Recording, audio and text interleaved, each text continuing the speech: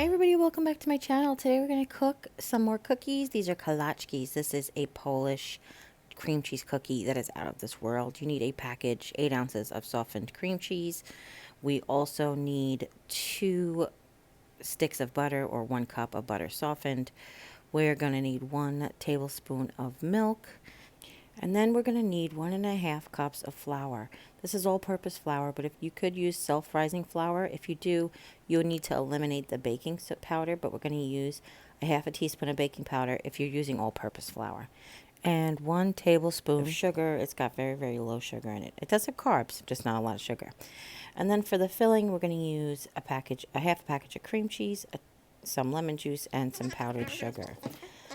So this is a recipe that has been in Jim's aunt's family, I'm pretty sure.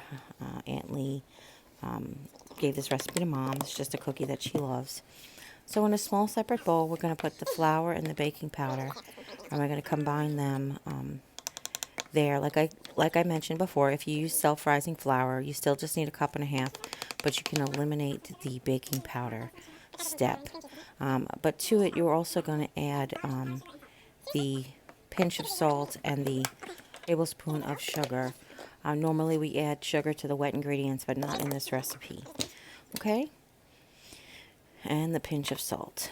And really it's just a pinch. You don't really need much because there's salt in the cheese. So, okay? If you won't mind the chipmunk voices back there, because I've sped this up for you guys. It really doesn't take very long to make, but it would be boring to watch in a half an hour of me blending stuff. So you add the cream cheese and butter to a stand mixer, the bowl of a stand mixer. You don't have to do this. Mom has never used a stand mixer. She's been making these cookies for years. She just uses her regular old beaters. And you want to beat them until like light and fluffy. You guys noticed that there's no eggs in this recipe, which is great. So if you know somebody with an egg allergy, that's a really good recipe to have. They are just like little light pastry cookies. They're just so wonderfully tasting. They remind me of little tiny cheese danishes. But they really are good. And I'm sure that there could be substitutions with people with dietary restrictions, but we only make them the classic way for now. Alright, so you want to get that light and fluffy. You want to basically aerate that cream cheese, whip up that cream cheese and that butter. I have my paddle attachment with this rubber scraper on it, and that's perfectly fine. It scrapes the bottom of the bowl so you don't have to. Oop, it got dark. There we go. When I'm filming, sometimes it looks like you guys can't see what's in the bowl. Then I come to the editing room and you're like, yes you can. So now you want to add the milk slowly. I slowed down the mixer. Add the milk and then beat the milk in. And then once you have that incorporated and you do have a nice light and fluffy wet dough, then you want to go ahead and add the dry ingredients 1/3 at a time, as per the instructions. So again, when you're using a stand mixer or your hand mixer, you want to slowly incorporate all of your dry goods in so you're not wearing them. That's important. Okay. One thing that we use for this, while I'm adding that, I'll tell you, is a 2.5-inch biscuit cutter, where, you know, to cut circles. But there are a lot of classic Kolaczki recipes that have where you cut squares in and you make like a bow tie. So if you want to try any of those, just check Pinterest or search the web for what the pictures look like for those. But we make them open face like this with the cream cheese dolloped in the middle. Okay. And if you're there's always cream cheese in the dough, but if you want a different filling, like I said, there are other options as well. On Pinterest I found a bunch, but this is Mom's favorite. This is the one that Aunt Lee makes, and that's Mom's favorite, and that's the one we are gonna make for you guys. Now this is a very wet dough. I am scraping my beaters because, again, if you're new to my channel and I'm cooking, I tell you I don't work at the Food Network and I don't have a production assistant who's going to do my dishes for me. Plus it's wasteful and I don't like to be wasteful, so I really get in there and really scrape it down really well. No man left behind, I tell her. All right, and then what we're going to do is we're going to chill this dough. It's going to chill for at least an hour. You want to, my suggestion to you is to wrap it in halves or thirds, some manageable amounts of dough. I just do halves because halves works for us. Don't you hate when you scrape your whole thing and then you drop it back in the bowl? I hate that. But I take my rubber spatula and I just incorporate into, make sure that everything is mixed. I have no dry spots, no wet spots, and it's all good. So there's lots of tricks to how do you get cling wrap to cooperate, but I just like to lay it on the table and pull the box. It's my favorite thing. I just hold my arm down and pull the box. So now I'm taking approximately half the dough. You don't have to weigh it or measure it or anything because you're going to cook it all at the same time, or cut it one batch after another, but you want to be able to have it in manageable portions. All right. Now the biscuit cutter we're going to use is sort of fluted, which gives a pretty edge to the cookie, and the cookie will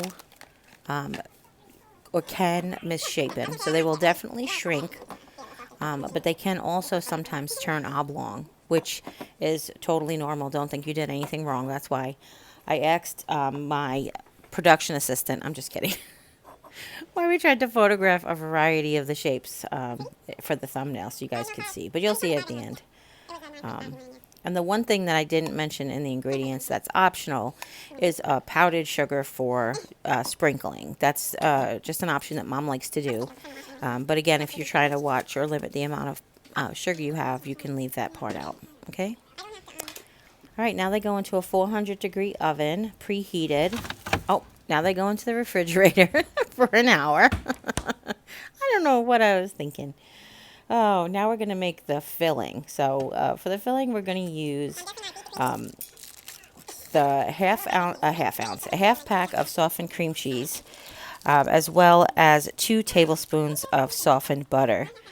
And it's going to require 2/3 cup of powdered sugar.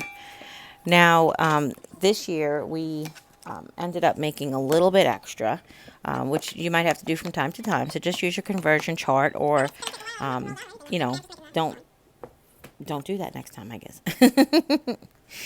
And it is just a scant half teaspoon of lemon juice. We just use the one that you get at the produce section. You could use real lemon juice if you want to, but this is the one that looks like a lemon, not like the real lemon that you add for cocktails. Not that that makes a difference. This is just what we use, and it's delicious. So, all right, and I've put my whisk on the stand mixer this time just to aerate this cream cheese filling. Okay. And that was the butter and the teeny tiny bit of, that's the rest of the butter, and a teeny tiny bit of lemon juice. And now we're just going to go to town.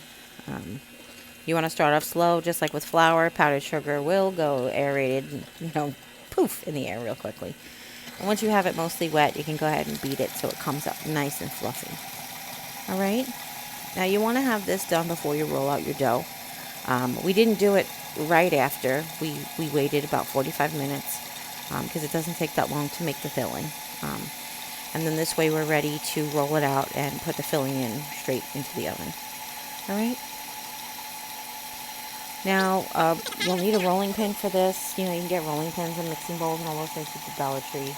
I'm pretty sure that if you used a rubber spatula to get your cream cheese and butter incorporated in the beginning, then and then a whisk, you probably could make this all with Dollar Tree products. But, that's just me. Wait, do they sell lemon at the Dollar Tree? They might not sell the lemon at the Dollar Tree, but they do have cream cheese and butter. Okay, and now I just scrape down the sides because it does, with the filling, it does tend to throw it up the sides of the bowl. So we want to make sure we have it all incorporated. Okay, there you go. Now it's nice and fluffy. And every last drop. What do we say? Every last drop. Okay. So now we're ready to roll out our cookie dough. We split this in half so that the second half can stay in the refrigerator while we roll out the first one. Like I said, you want to work in manageable portions. So if you're in a really warm kitchen, or if you have a small counter to work on, you go ahead and fold, break up your dough in thirds. Will be a little bit more manageable, okay? So now, my rolling pin. I've got my pie board that I got. This is a Paula Deen pie board that I got from Mom from Walmart on clearance 5 years ago. And I just love it because, it does have pie circles and measurements on the other side, but I just love it because I'm able to roll at the table, which helps with my limitations, okay? And then, of course, I have my mason jar with the Parmesan cheese shaker on it for my flour. That's a trick. That's a life hack that I shared with you guys before, but it's really very useful. If you make milk gravy, the open side of the Parmesan cheese really helps you measure out your 2 tablespoons or however much milk gravy you need. But the shaker really does work well on the pie board. Okay. Now it is still a very sticky dough, especially as it starts to warm up. So adding the flour is okay. This is supposed to be a non-stick roller, and it always manages to stick to the non-stick roller because it's just that sticky of a dough. Now, my trick to keep it from going oblong so much is I like to roll the dough in all the directions. Basically, I turn it about a quarter turn.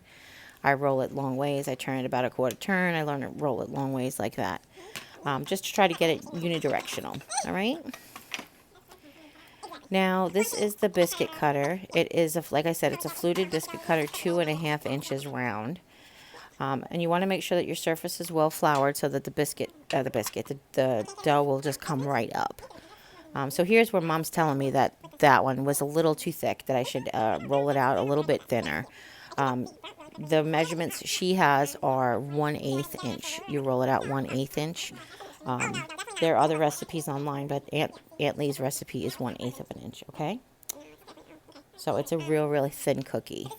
But it shrinks up and it puffs up, so you won't really notice that part as much, okay? So now I'm just rolling it out. This rolling pin does have measurement guides on it, but sometimes when you move it around, it doesn't always work for you. So she said that was good. We did a little inspection. She said that was a good one, so we're just going to continue. And once we have a whole sheet of them rolled out, we're going to take the back of a measuring tablespoon. You don't have to do that. You can do the back of any spoon to just create a little divot in the middle of the cookie. What it does is that helps the cookie puff up around the filling, which is really the best way, if you ask me. My opinion. Okay? So like I said, once you get a whole sheet, you're just going to put these on an ungreased cookie sheet. They can touch, because I told you, no, not really touch, but they can almost touch, because I told you they do shrink. They shrink in all different directions. So if they start out touching, they'll end up, not touching, but close. They'll end up with plenty of room. So that's all. Okay. Now I'm using my bench scraper. They sell bench scrapers at the Dollar Tree. This one just Mom had. It's from Wilton. I'm using that to make sure I get up all the dough. And then you want to reflour your surface because, like I said, sticky dough. You definitely want to do that. And I'm just going to incorporate the rest and re-roll it out. And you're going to be able to do this with all of the dough. It doesn't really affect the texture very much from the first cookie to the last, which is great. Okay? Sometimes with cookies, if you overwork them, they get tough. But that is not the case with this light and airy cookie. All right, so once I have a pan full, as you see here, you're going to take the back of like I said, this is my Mom's tablespoon measuring spoon. And I'm just creating a little divot in the middle. And if you accidentally push too hard and create a hole all the way to the bottom, you want to just go ahead and fill that in with your finger, because sometimes that can happen. Now, we have a small scoop that we use for the filling, but the instructions are just to fill the thumbprint. So it says use a thumbprint in each cookie, fill with filling, thick jams, canned fruit filling, or cream cheese.